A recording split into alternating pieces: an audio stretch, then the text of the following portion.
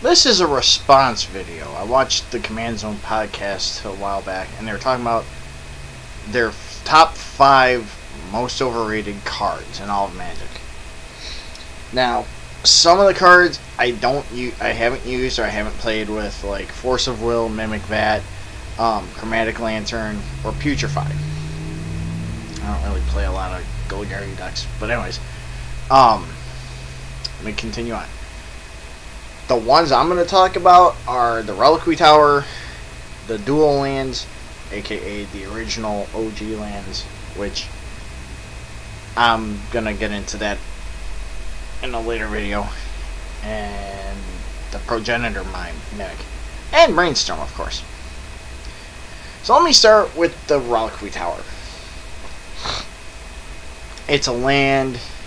It also gives you unlimited hand size. For those of you that may be new to Magic or don't know anything about Magic, you start off a game with 7 cards.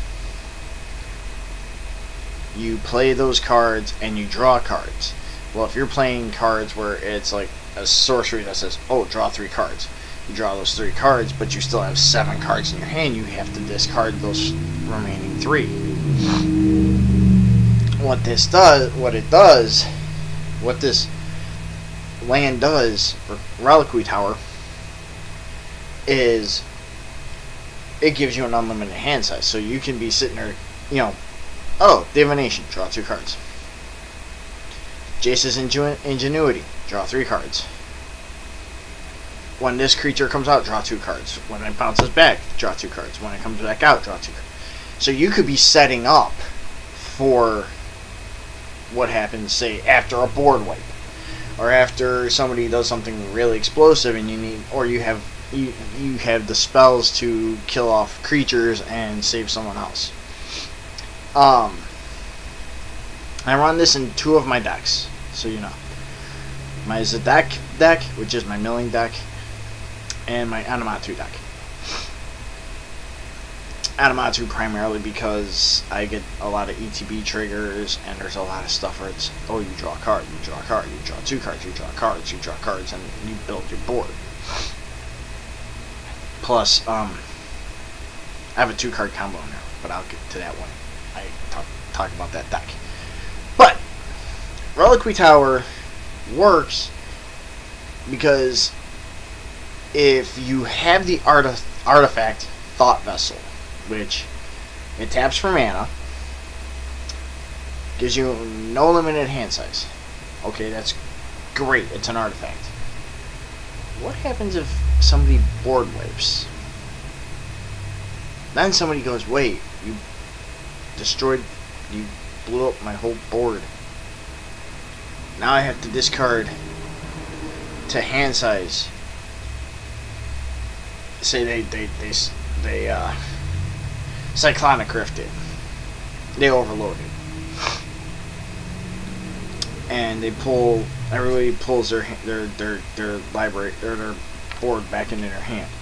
Well, the people that have Reliquary Tower can sit back and go, I can wait till after his turn is over. When he passes his turn, I can just rebuild my board.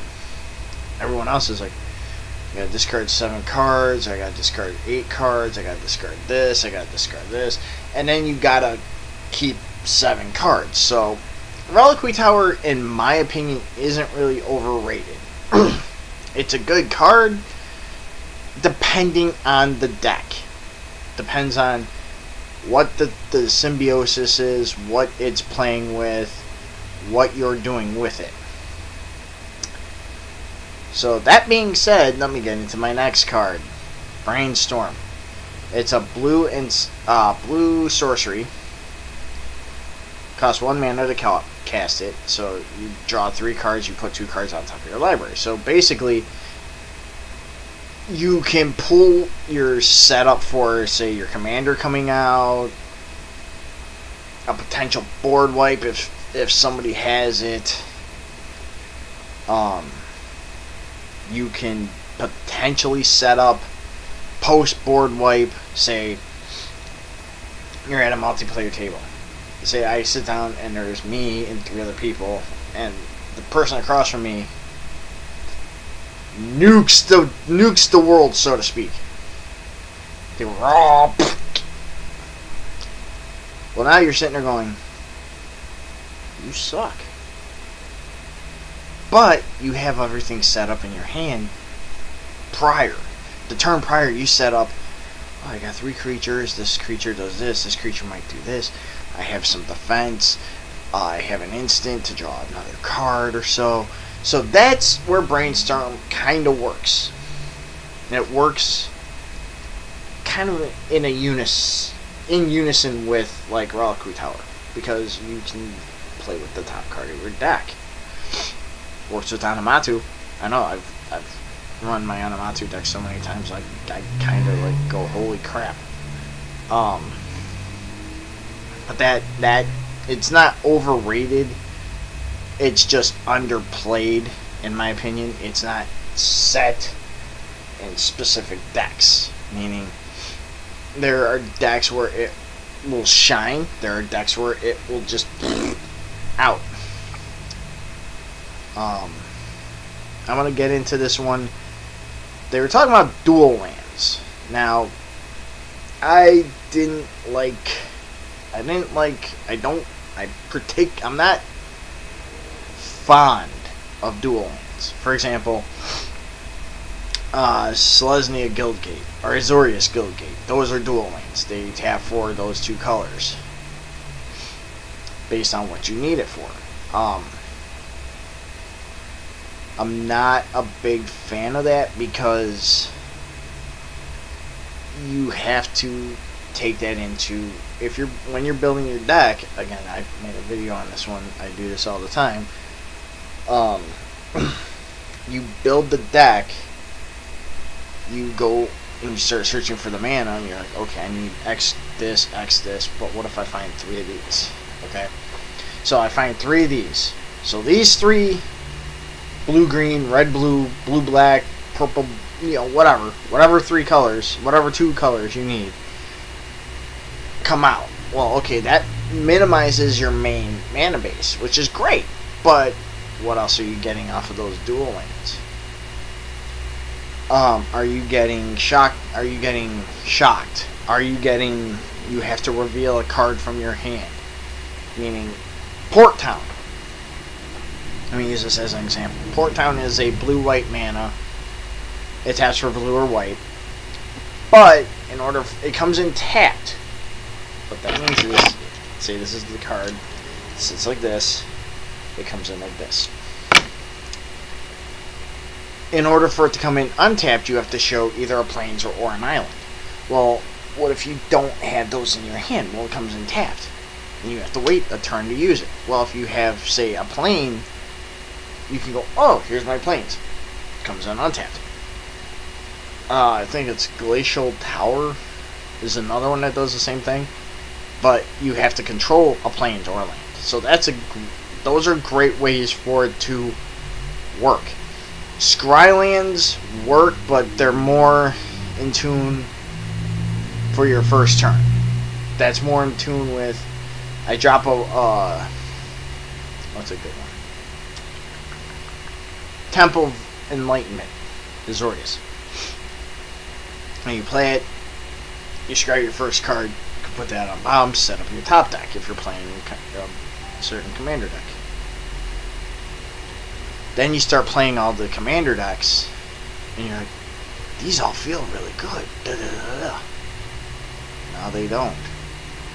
The Scrylands and the dual lands, depending on what you're getting and how they come in, that's all personal preference. I personally I try to stay somewhat solid flavors, meaning if I'm building a Simic commander, which I did yesterday, I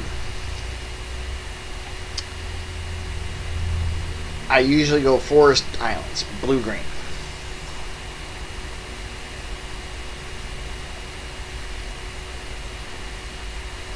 If I go Is It, which is red-blue, again, I try to stay red-blue. If I do find dual lands, I put them in. Most of the time, comes in tapped. but allows a scribe. Comes in tapped, gives you a life. Comes in tapped unless you take 2 damage, and then it comes in untapped. There's some Boros that do that also, by the way. But, you know, again, dual lands, Scrylands, I'd go Scrylands first. First I'd go solid deck flavor, meaning if I'm building a blue, white, red, Jeskai, I'm going to go Plains, Island, Mountain. Does that mean that I can go Azorius? Yeah. Does that mean I can go Izzet? Yeah. Does that mean I can go Boros? Yeah. It's all how you look at it. I look at it as Boros, the dual lands only give you something if they come in and they're like, oh, you tap a land. It comes in tapped, but you gain a life. It comes in tapped, but you scry one. The next one is more of a recent one I got. I got it when I bought the Simic Guild Kit. How far out I get. And it's a creature called the Progenitor Mimic. It's a shapeshifter, but it gives you tokens each turn, which is a great thing if you're building a token deck to mimic a creature. But again, you know, there's clones, there's shapeshifters, there's all these different types of shapeshifters. I just built this morning. I built a Demir. I'll get into that. I'll get into the guilds in another video.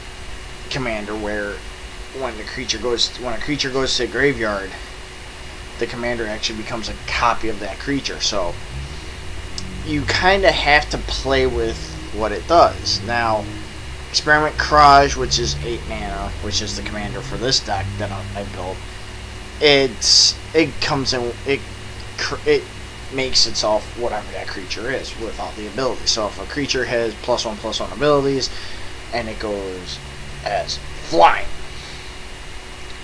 he's going to have that ability. If he has +1/+1 in trample, he's going to have those abilities. Progenitor Mimic makes tokens, which if you're building tokens, that's fine. If your whole plan is to make a copy of a creature, but it's got to make another copy of a creature, which makes another copy of a creature, which makes another copy of a creature.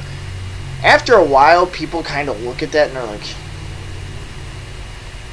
why do you have 60 copies of one creature? Why do you have 60 copies of Muldrifter? Cuckoo! But that's... I haven't played with it yet. I have to test it and see how it feels. But I wanted to get this video out because a lot of people will say, well, yeah, they're right. Oh, by the way, the last one, Eternal Witness. Unless you're playing it in a specific color, not just mono green, or you have an ETB effect or bounce land, something that bounces it back into your hands, it's only good for like getting one creature, and it's a defender if you need it. It's not worth the mana to, oh, it went to the graveyard, 3 mana, okay, bring it back, play it again. It's just gonna go back to the graveyard. You could come up with so many better cards. You could put it in a blue, black, green Sultai deck, where when a creature dies, you do this. Then play Grave Purge, which purges out your whole graveyard. If you're playing, again, blue, black, green, I'm going to use this as the main one. You can play Psychic Spiral, which will bring your whole graveyard back into your library. So if you're getting low on cards, drop this on them, then you have to mill yours. It recycles your graveyard. So once that happens, I think, oh, Restock does it also, but Restock at the end you have to exile, and it's only 2 cards. 2. But Excuse me. Oh. I eat breakfast burritos at 3 o'clock in the afternoon. Ugh. But again, you know, people will say and make their comments and they'll say, well, this is my personal favorite card, or these are my favorite cards I use in this deck. These I don't use, this I don't do. So, I want to get that video out just because as soon as I heard Reliquary Tower, I was kind of like, really? You're going to complain about the Reliquary Tower being overrated? And it's... I don't run it in all my decks. I run it in 2. But have a great day, guys, and stay dry if you're in West Virginia.